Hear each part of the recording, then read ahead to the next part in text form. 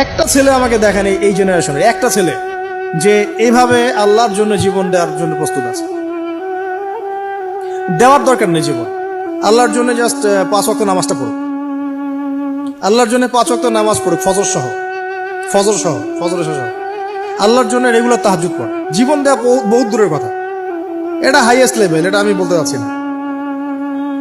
আল্লাহর জন্য কোরআনটা হিফজ করেছে, একটা পারা হিফজ করেছে, বা অ্যাটলিস্ট আল্লাহর জন্য কোরআন তেলাওয়াত করা শিখেছে, জাস্ট রিসাইট করা শিখেছে।